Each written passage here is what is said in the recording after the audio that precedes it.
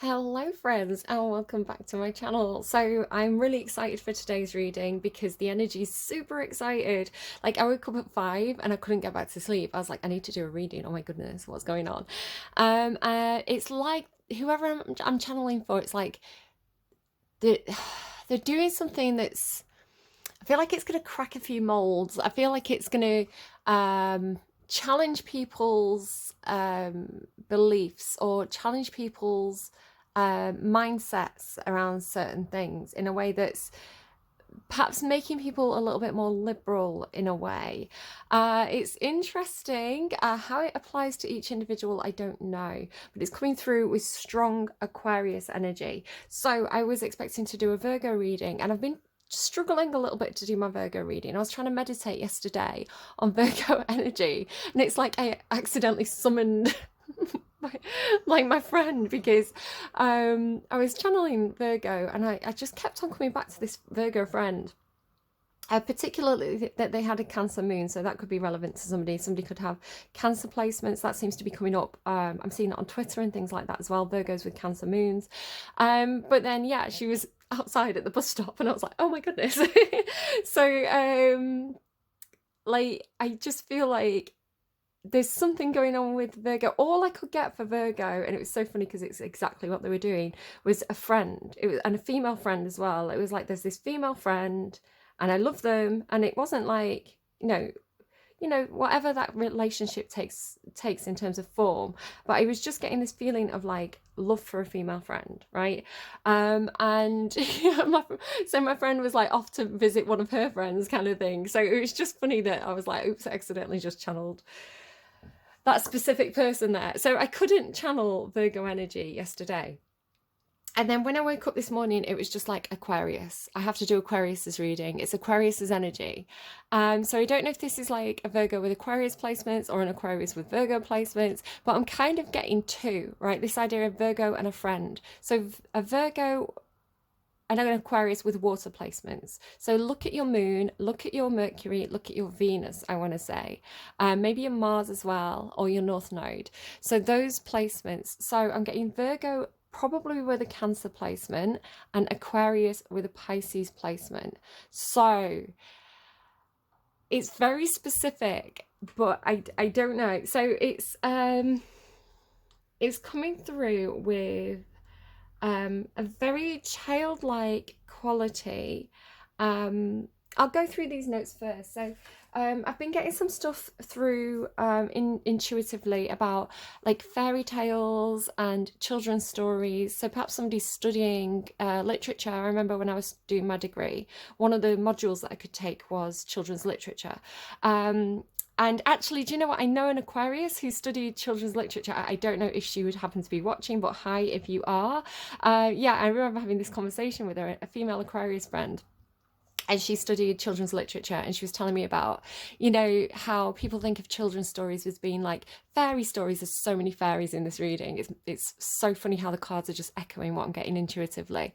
And she was saying, but actually a lot of children's stories were cautionary. So a lot of them were often very, very grim, which is leading me to like Brothers Grimm, and a lot of the kind of Bavarian, kind of Russian, Black Forest, German kind of story tales that were, definitely very, very cautionary, very much in terms of like almost like frightening young children into behaving. So there's kind of dark fairy tales have been coming through a lot. And I was thinking as well at one point about myself. It was like I was seeing myself as a child. I was going back and visiting my childhood self, and I was this very young, strange child. Like I was very much like old soul energy, or I don't know, I just like I was always a little bit more serious perhaps than the other children. You know I was always kind of like outsider kind of energy, I feel, or at least that's how it felt looking back at it. I didn't often understand what was going on, or just always felt quite bewildered as a child. And I look back at pictures of myself and think, you were so sweet and so innocent, and like just such a pure little soul. So innocent, strange child is my notes. Perhaps you were also like, you felt like this as a child, that kind of, maybe, I don't know, like it's coming through like a little elf child almost, you know, like a little changeling, a foundling kind of thing. It's so funny. I can't wait to get to the end of the reading and tell you how this comes full circle. It's crazy. Like, this is what I've been channeling anyway, intuitively. Then look at the cards that are on the table and then just wait until the end of the reading. So at one point I was channeling come not near our fairy queen. I remember mentioning well met by moonlight. I think it could have been in your reading, actually, in the last set of readings. I'm saying you because I'm getting Aquarius energy so strongly, so I feel like I'm actually channeling mainly for an Aquarius. Could be cross watcher, could be with people with Aquarius in their charts, but I feel like I'm speaking to an Aquarius. So in the last Aquarius reading, I feel like I channeled Titania and Oberon, well met by moonlight, proud Titania, where they were fighting over this changeling child. And a couple of days after, I was getting Come Not Near Our Fairy Queen, which is the song that they sing to Titania when she's sleeping. Oberon puts a spell on her. She falls in love with Bottom, who has an ass's head. It's a whole thing. What angel wakes me from my flowery bed? So all this kind of like fairy queen stuff is coming through. So in meditation, again, trying to meditate, I had this, a lot of the time I'm in this kind of like foresty type place. So I got this flash of this almost Patronus. So it's like a gold, I want to say elk, is that like the male deer? Stag, a gold stag in this forest. And it has this kind of like follow me energy to it. Now this is Capricorn energy for me. Capricorn get deer and elks and things like this a lot. Stags. So I was trying to follow this kind of adult male deer, and which was not a physical deer, right? It was like a gold ghost deer, I guess. And it led me to this like almost like Bambi like young female deer, and it was almost like this orphaned female deer that didn't, you know, like maybe it was a Bambi scenario, maybe its mother had been shot, because I do get to think about a deer that's been shot in Capricorn's readings. And so this deer was just kind of in my lap, like and again, this is not something I'm consciously actively daydreaming about. It's like I'm meditating and these visions come to me, and it's so vivid and so lucid and so clear, and it's very passive, right? I'm just kind of getting given what I'm shown. So this poor baby deer, and its head's very small, probably about this big, very dog-like as well, with its head in my lap, and its little like, so you just kind of spat a little bit there, like it's, you know, can you imagine how like delicate its legs were? I don't know if it had like a sore leg or something, because then I was like carrying this baby deer through this woodland, and I felt so vulnerable. It's like the vulnerability of that young female deer suddenly became my vulnerability as its adoptive parent, carrying it to, trying to carry it to safety. It's like it's almost like I also became a target because I was carrying the thing that the hunter was hunting. So I just felt this overwhelming concern for this. And again, the deer could represent a young female, so juvenile female child. It could be symbolic of myself as a child. Again, I was kind of going back to my own childhood in a different meditation. You know, it's wanting to protect my own innocence in a way, because you have this like purity card here and things like this. So I do feel like the deer is symbolic of young female energy who could be potentially preyed upon. There's a vulnerability there, if you see what I'm saying. And it's not just women either. It could be, you know, sadly, you know, these things are, I'm just going to leave that there. I think you know what I'm saying. So but yeah, I ended up taking this baby deer and kind of putting it in the back of a car on a blanket. It's like I was taking it to safety. You know, like I was going to take it away until it kind of got back to health to release it again or whatever, or just adopt this deer. So I don't know, maybe somebody's stumbled across an injured deer or something. Maybe it's something that actively happened to someone, but I feel like it's more symbolic. So this idea of like the female deer as well is coming through with, you see all this beautiful, like so many female fairies, like this young female energy coming through here in your reading. So again, it could be women protecting women or something like that. Or, you know, if it's not gendered, if it's not females, it's like the feminine, right? The feminine in all of us. So perhaps young men who are a little bit more delicate or a little bit more feminine, who, you know, could often be bullied because they're not like the manly man, you know, the Gaston. So it's the delicate people in society, or the delicate parts of ourselves, you know, the vulnerable, delicate parts of ourselves, the feminine parts of ourselves, I want to say. And again, just to kind of say, gender's very fluid in my reading. So I do talk about masculine and feminine. I'm more talking about energy rather than sex.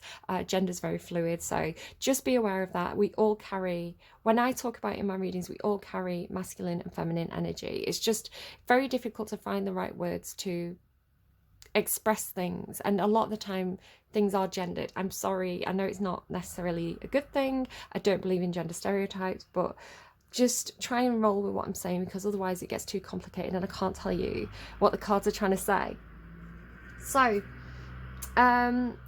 following this golden thread, right, so literally I ended up following this literal like glowing golden thread, and it was like I was trying to follow this Patronus that comes into my vision sometimes, and it's almost like I was rerouted, I was pointed in a different direction. So I got to this point where it was like, it was a literal golden thread, right, on a like a spindle, is that what they're called, a spindle, on a, wrapped up around like what you get thread wrapped up on, I don't know. And it was like I was being pointed in a, so it was almost like I got to this elk, but I was redirected to the more Aquarian energies, the way it was coming through. And I was like, what's this golden thread? And it gave me Rumpelstiltskin. So which is really interesting, because this theme of gold keeps coming back around. I just keep getting gold, like gold bullion, gold thread, gold Patronus, like gold, gold, gold, gold, gold. So I don't know why I'm getting gold so strongly, but it could be significant to somebody. But in one meditation, and I've talked about this in other readings, it was coming through like my whole arms were turning into gold, and then it came out in a card. There was a card that looked like what I'd got in a meditation, and that was giving me King Midas. So if you know the story of King Midas, he was a really greedy king, and he made a wish to be able to turn things into gold. And anything he touched turned into gold. So quickly his gift became a curse, because every time he tried to eat, you know, the food would turn to gold and he wasn't able to eat. And he went to hug his daughter in a moment of extreme emotion, and his daughter turned into a gold statue. So there was a victimization of the daughter, right? A victimization of the younger feminine energy by this older greedy king energy in that story.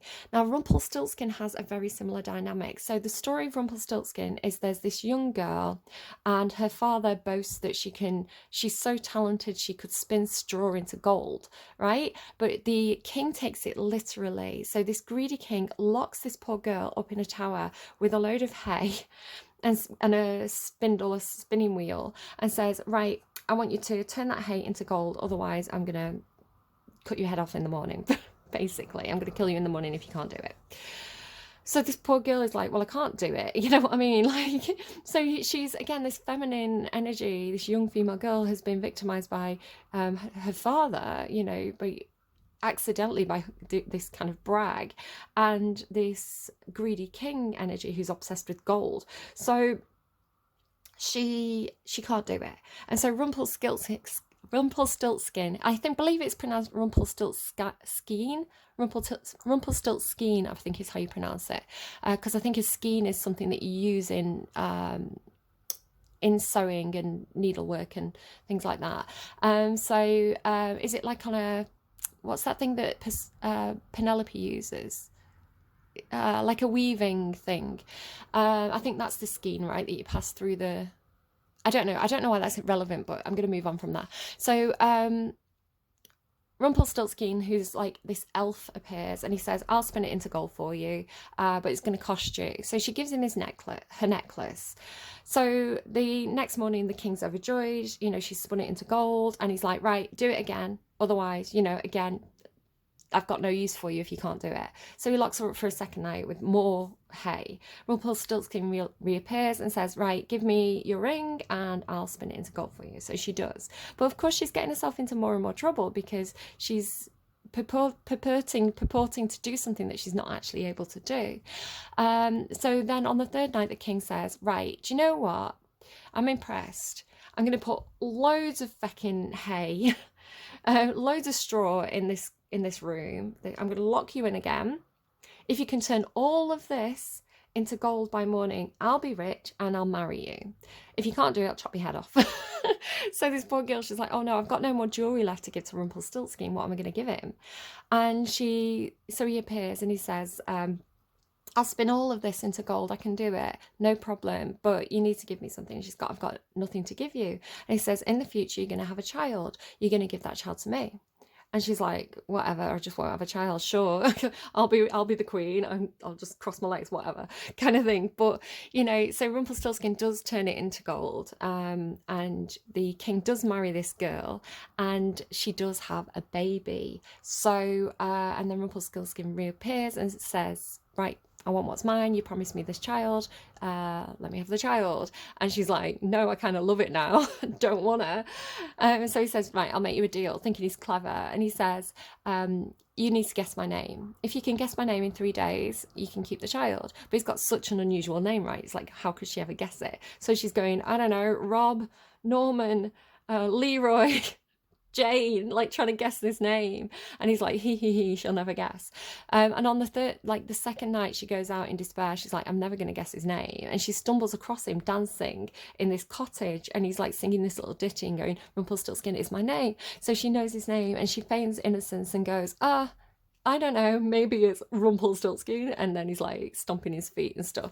So there could be something about bragging. I think it's an elegy. Elegy, is that the right word? It's a story about not being overly boastful, not bragging, and not being overconfident, I would say, which ties into your last reading, which was about flying too close to the sun, right? You had Icarus. And what's that other guy, Helios, the child of Helios, who, you know, the chariot gets kind of out of control. So just be aware of don't get too big for your boots is the message of that story.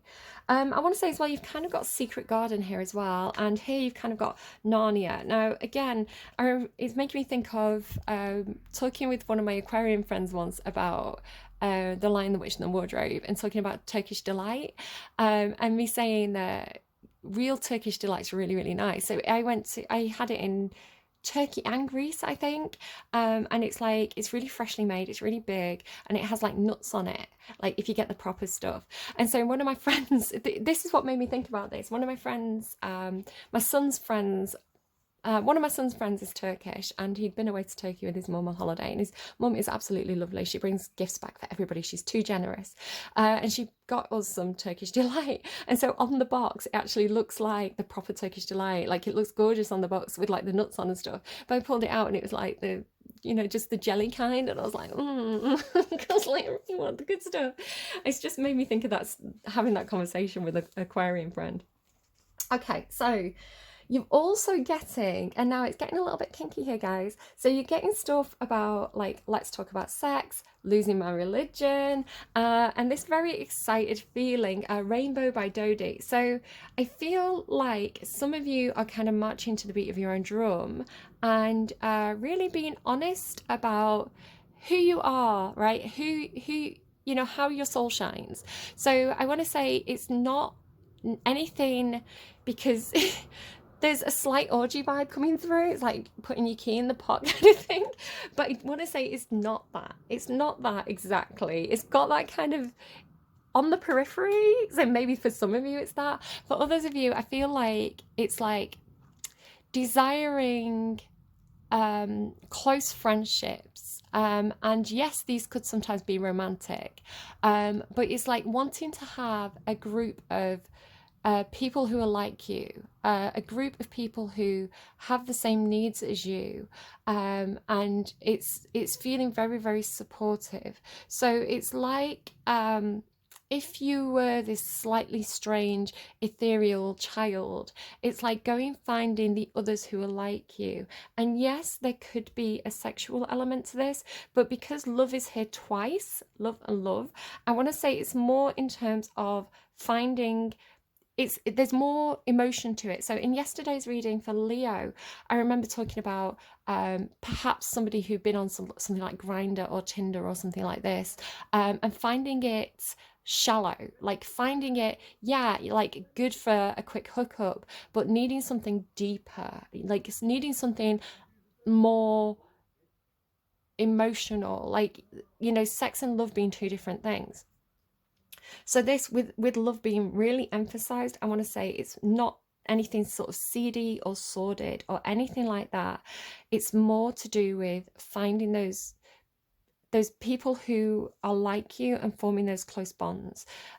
So I just kind of want to emphasize that. And again, there could be something where there's some kind of misunderstanding because of perhaps the way that things have been portrayed in media. People could, if you would express this to people, I have this need to do this thing or go to this place or have these connections, it could be that people find it almost like against the tradition or against the mainstream, because you've got losing my religion, right? So it's like you may have to actually even come out, you know, because you've got like Rainbow by Dodie. Some of you may have to come out to family and friends and be like, okay, so my religion says this isn't okay, but it's what I feel like I need on a soul level. You know, it's what I feel like when I communicate to whatever's higher, I feel like this is where I'm being led to. This is what's right for me. So I want to say not losing my religion, but it could be choosing my religion, because the love card, the lover's card, was originally called the choice card.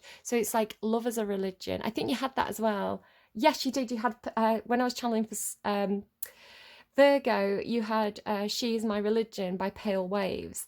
So I can't remember, somebody else had that song and I can't remember who. I went back through my readings and couldn't find it. So if you remember, please let me know in the description box down below. But She's My Religion by Pale Waves. So love as religion, which to me, love is God. Like, you do not get a higher form of energy. Like, if God is the highest form of energy, then to me it's unconditional love. Like, that is, there's nothing better than that, right? Pure unconditional God love, like that is God to me. That is love to me. It's funny that Leo had, what did Leo have? I wonder if I've got my note handy. Don't think. Oh yes.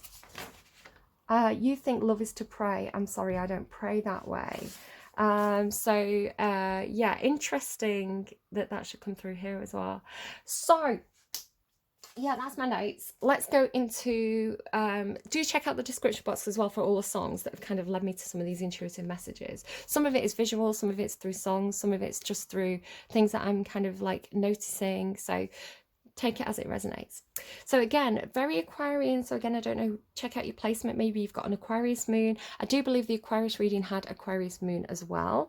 In like, I was drawn to the fact that someone could have an Aquarius moon. But we start with a very Aquarian card. Electric Eel Spirit, bring your ideas to life. 2 and 4 could be significant to you. 24 could be a significant number. Could be there's only 24 hours in a day, so you have to prioritize what you're doing. But bring your ideas to life. It's like, if you need a sign from the universe, if you need a green light, if you need the go ahead, and they're telling me blue light, I don't know what that means. If you need a big okay from the universe, I feel like this is it. So it's like, yes, you have good ideas. Yes, your ideas are divinely inspired. Yes, you should do this. And especially because I'm so excited about it, especially if you're feeling that excitement, because that excitement is the drum, right? It is your heart beating faster. It is the universe telling you that there's something in this to discover. Turkey Spirit, give with gratitude and grace. So this is really talking about paying it forward, which I believe came out in somebody else's reading as well. Give with an open heart, give with a pure spirit, give without needing anything in return. Love for the sake of being able to love, you know, support friends because you can. So very, very open-hearted, doing things from a pure place. Always trust in the purity of your heart. Look inside your heart, and within it you will find the answer to your question. Now there's with you having the love card here, phone's pinging away back there. With you having the love card here, in the Tarot de la Nuit, the lover's card has a beautiful description, and at the end it says, There's only one right answer, there's only one right choice, and it's the choice you make with your heart. This is the true meaning of the love card. So when you really do that self-analysis, when you really listen to what your heart is telling you, and find that emotional truth, you know that that's the right choice. That is God talking to you, I would say. You know, scripture is often written by those in power to control a population. So just be wary. There's a difference, I think, between religion and scripture, in my opinion. You know, if you feel differently, that's absolutely fine. You do have look in a book. So I don't know, maybe if there's a particular book that is spiritual to you, you know, and you want to go and see what something says and use that as guidance, absolutely do that. Again, always trust your own intuition, and always trust what your heart's saying, not what I'm saying, right? I'm not you, you're not me. We're going to have different perspectives, and that's okay. We're individuals having an individual experience on earth. You know, if there was only one experience to be had, there'd be one human on earth. So yeah, it's okay if we've got different perspectives, basically. So give with gratitude and grace. Like, yeah, just pay it forward, give without expecting anything back. And it's like you create a flow, right? You create movement. When you give, you create movement, and it's like a vacuum cleaner, if you want to put it that way. So it's like as stuff goes out one end, it creates a suction on the other end where you know, you're actually energetically pulling stuff to you. So don't do things because you want to attract more abundance, but be aware that when you give, the universe sees that and will bring it back to you kind of threefold, right? By the power of three. Time for a beginner's mind. Now, it's wonderful that you start with this purity. It's like the part of yourself that still believes in fairies and unicorns, right? There's still part of yourself that still believes that there could be magic in the world. Like, hold on to that. It's beautiful. Like, we need more of that. Very Piscean as well. There's a lot of Pisces energy coming through my readings. It's like, if you can dream it, it can happen. Or, you know, what's the harm of dreaming of something magical? Like, you need that in the world. There's a place for it in the world. So, with this kind of childlike innocence, this childlike joy of just doing something because it feels like the right thing to do. This is really what Porcupine Spirit's saying. I was a bit like, why is Porcupine here?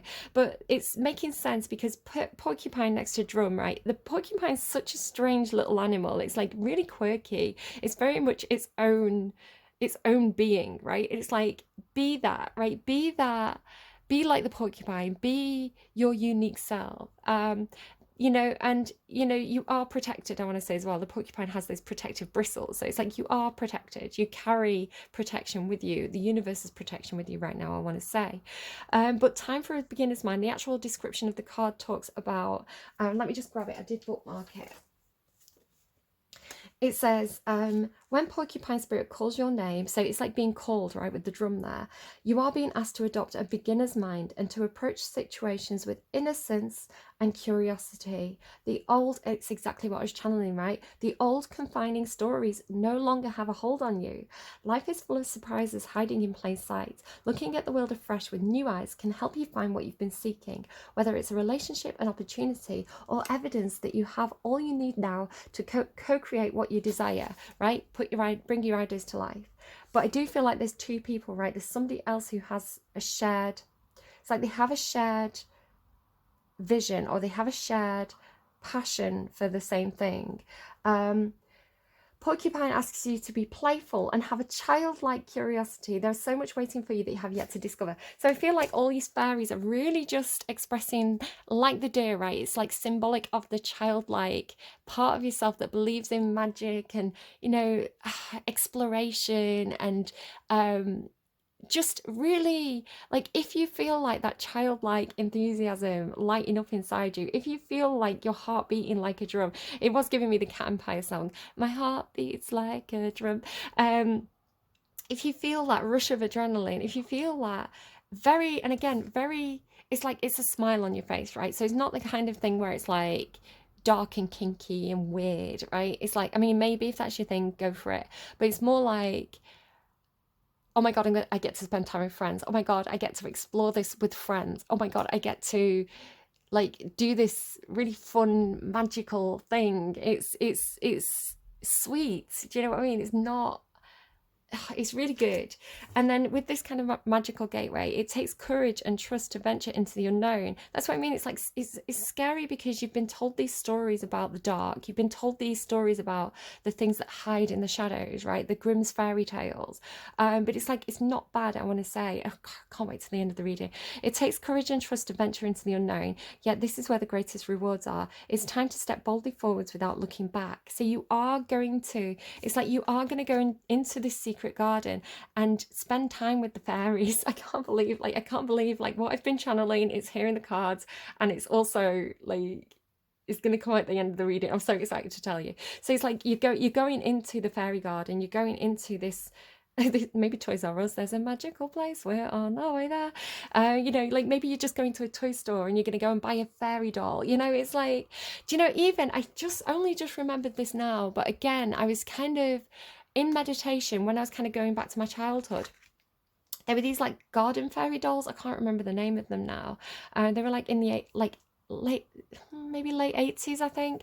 They were like flower fairy dolls, like these small dolls, and they had like, each doll was a different flower. There was like a purple one with purple wings and like a red and green one, and I loved them. I spent so much time like dressing them and undressing them and brushing their hair, and I just thought they were really beautiful. And I'm so sad that I don't have those little flower fairies anymore.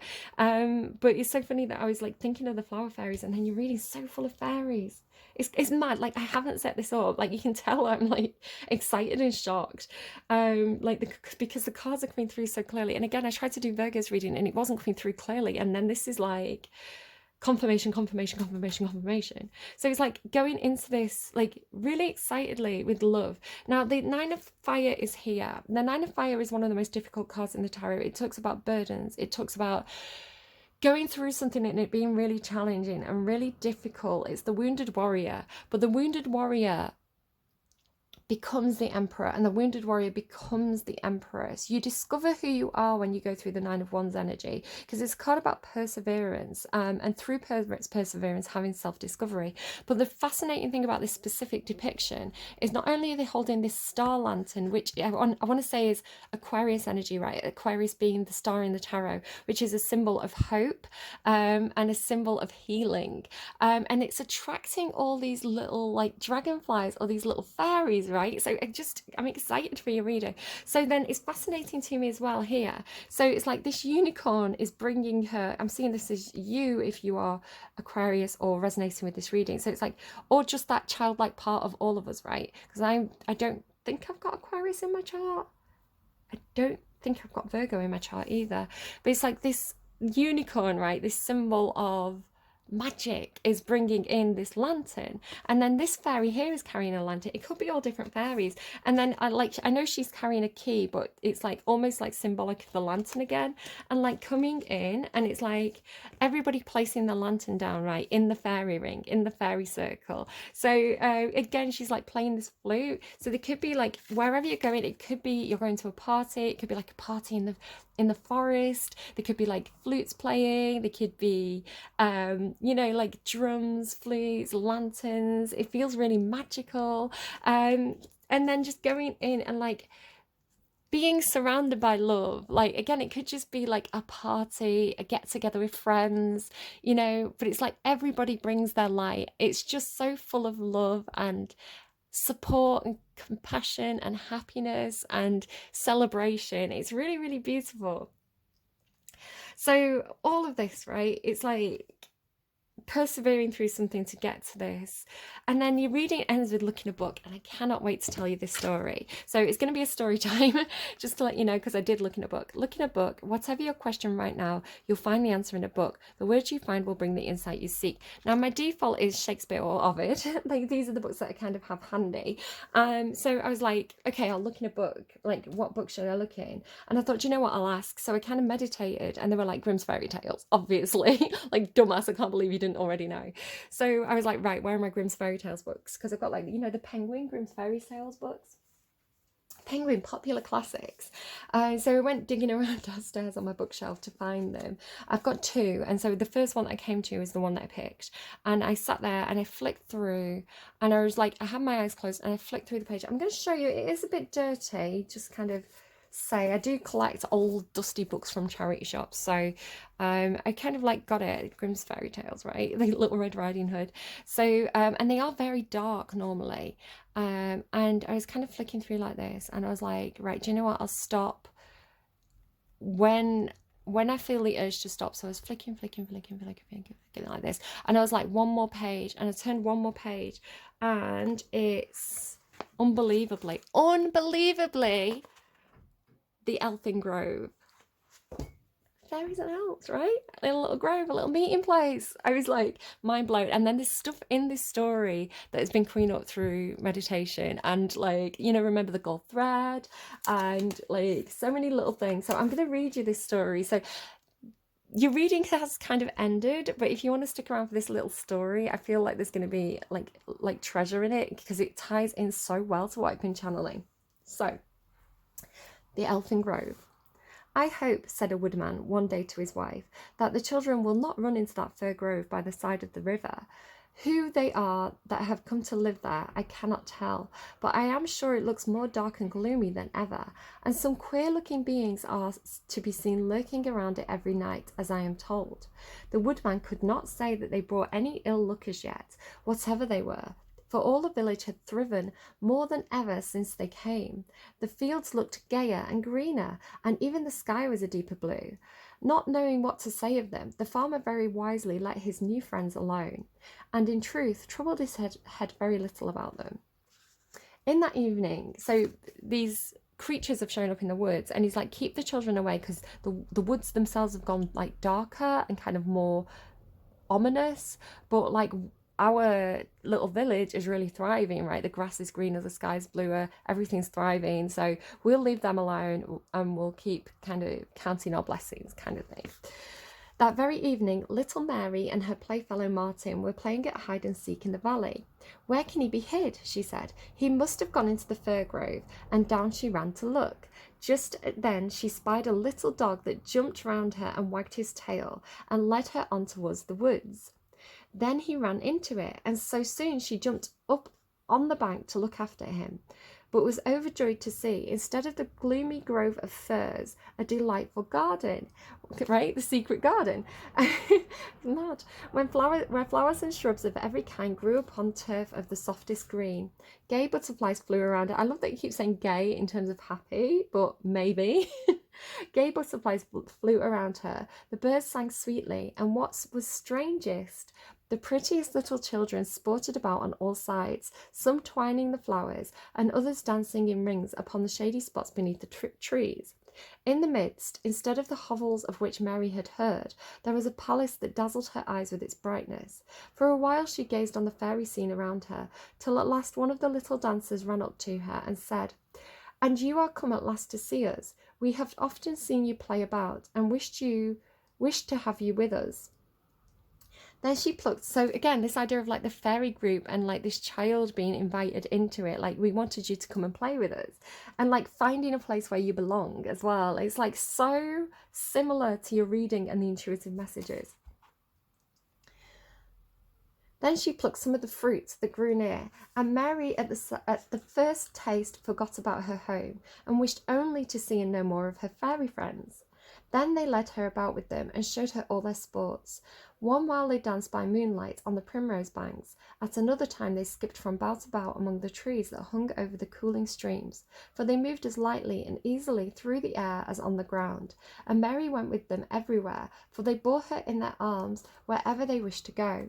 Sometimes they would throw seeds on the turf, and directly little trees sprung up, and then they would set their feet upon the branches, while the trees grew under them, till they danced upon the boughs in the air, wherever the breeze carried them, and again the trees would sink down into the earth. My nose is making like a little cracking noise. I'm really hoping you can't hear that, because it's distracting me. And again, the trees would sink down into the earth and land them safely at their bidding. At other times, they would go and visit the palace of their queen. So they've got this like, they're able to like make plants grow and kind of rule over nature, kind of like this little wild rose fairy, right? Spreading roses everywhere as she flies around happily in love. It's like, I'm so in love, I'm making roses spring up. Oh, blue roses could be something for somebody. That was something else I channeled.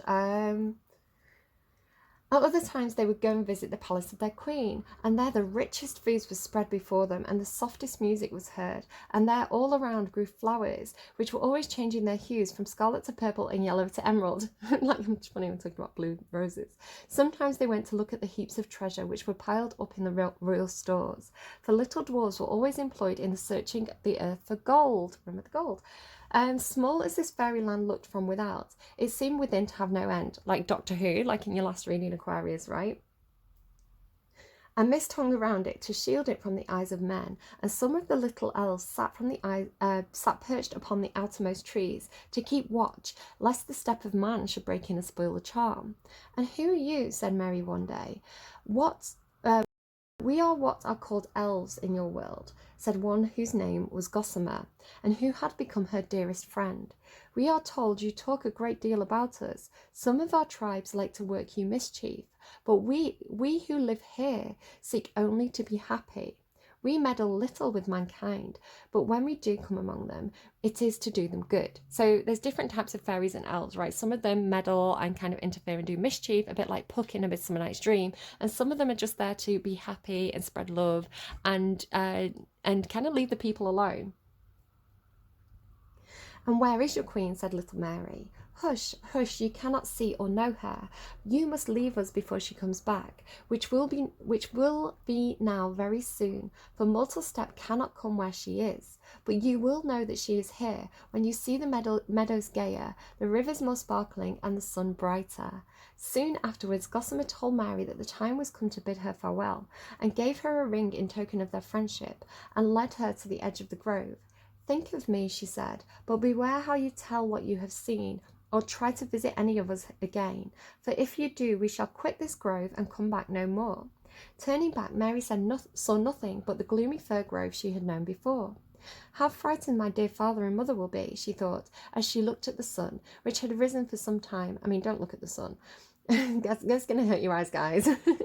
They will wonder where I have been all night, and yet I must not tell them what I have seen. She hastened homewards, wondering, however, as she went, to see how the leaves, which were yesterday so fresh and green, were now falling dry and yellow around her. So like seasons fairies, right? A bit like Fantasia. The cottage too seemed changed, and when she went in, there sat her father looking some years older than when she last saw him, and her mother, who she hardly knew, was by his side. Close by was a young man. Father, said Mary, who is this? Who are you that call me father? He said. Are you... No, you cannot be our long-lost Mary. But they soon saw it was their Mary, and the young man, who was her old friend and playfellow Martin, said, no wonder you had forgotten me in 7 years. Do you not remember how we parted? 7 years ago while playing in that field? We thought you were quite lost, but we are glad to see that someone has taken care of you and brought you home at last. Mary said nothing, for she could not tell at all, but she wondered at the strange tale and felt gloomy at the change from fairyland to her father's cottage. Little by little she came to herself, thought of her story as a mere dream, and soon became Martin's bride. Everything seemed to thrive around them, and Mary called her first little girl Elfie, in memory of her friends. The little thing was loved by everyone. It was pretty and very good-tempered.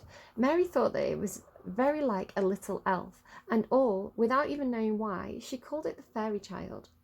One day, while Mary was dressing for her little Elfie, she found a piece of gold hanging around the neck by a silken thread, right? Gold thread.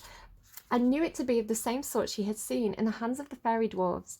Elfie seemed sorry at its being seen and said that she had found it in the garden, but Mary watched her and soon found that she went every afternoon to sit by herself in a shady place behind the house.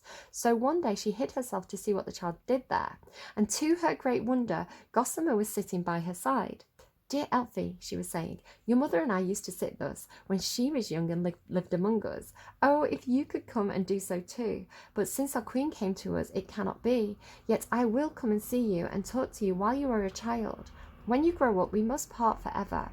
Then she plucked one of the roses that grew around them and breathed gently upon it and said, take this for my sake. It will keep its freshness a whole year. Then Mary loved her little Elfie more than ever, and when she found that she spent some hours of almost every day with the elf, she used to hide herself and watch them without being seen, till one day when Gossamer was bearing her little friend through the air from tree to tree, her mother was so frightened lest her child should fall that she could not help screaming out, and Gossamer set her gently on the ground and seemed angry and flew away. But still she used sometimes to come and play with her little friend, and would soon have done so, perhaps the same as before, had not Mary one day told her husband the whole story, for she could not bear to hear him always wondering and laughing at their little child's odd ways, and saying he was sure there was something in the fir grove that brought them no good. So to show him that all she said was true, she took him to see Elfie and the fairy, but no sooner did Gossamer know that he was there, which she did in an instant, that she changed herself into a raven and flew off into the fir grove. Mary burst into tears, and so did Elfie, for she knew she should see her dear friend no more. But Martin was restless and bent upon following up his search after the fairies. So when night came, he stole away towards the grove. When he came to it, nothing was to be seen but the gloomy firs and old hovels, and the thunder rolled, and the wind groaned and whistled through the trees. It seemed that all about him was angry, so he turned homewards, frightened at what he had done. In the morning all the neighbours flocked around, asking one another what the noise and bustle of the last night could mean, and when they looked about them, the trees looked blighted, and the meadows parched, and the streams were dried up, and everything seemed troubled and sorrowful, but they all thought that somehow or another the fir grove had no near so foreboding a look as it used to have. Strange stories were told, how one had heard flutterings in the air, another had seen the fir grove as if it were alive, with little beings that flew away from it. Each neighbour told his tale, and all wondered what would have happened. But Mary and her husband knew what was the matter, and bewailed their folly, for they foresaw that their kind neighbours, to whom they owed all their luck, were gone for ever. Among the bystanders, none told a wilder story than the old ferryman, who piled across the river at the foot of the grove. He told how at midnight his boat was carried away, and how hundreds of little beings seemed to load it with treasures, how a strange piece of gold was left for him in the boat as his fare, and how the air seemed full of fairy forms fluttering around, and how at last a great train passed over that seemed to be guarding their leader to the meadow on the other side, and how he heard soft music floating around as they flew, and how sweet voices sung as they hovered overhead. So there's a little ditty, right? Like, come not near our fairy queen. So, fairy queen, mortal steps are on the green. Come away, haste away, fairies guard your queen. Hither, hither, fairy queen, lest thy silvery wing be seen. Over the sky, fly, fly. Fairies guard your lady queen. Over the sky, fly, fly, fly. Fairies guard your queen. Fairy queen, thou hast passed the treacherous scene, now we may down and play over the daisied green. Lightly, lightly, fairy queen, trip it gently over the green. Fairies gay, trip away, round about your lady queen. Fairies gay, trip away, round about your fairy queen. Poor Elfie mourned for their loss the most, and would spend whole hours looking upon the rose that her playfellow had given her, and singing over it pretty airs that she had taught her, till at length, when the year's charm had passed away and it began to fade, she planted the stalk in her garden, and there it grew and grew until she could sit under the shade of it and think of her friend Gossamer.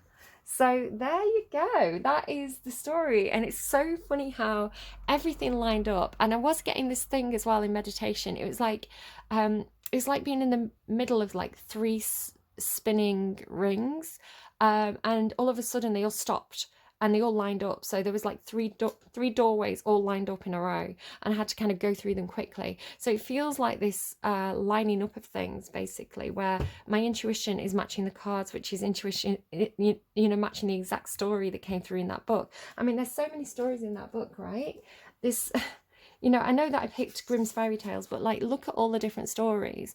And then the one that kind of, like, there's even like, The Lady and the Lion, which could have been this story. But, I happen to have got, the Elfin Grove, which was really specifically what this was talking about. So how it applies to you, I don't know.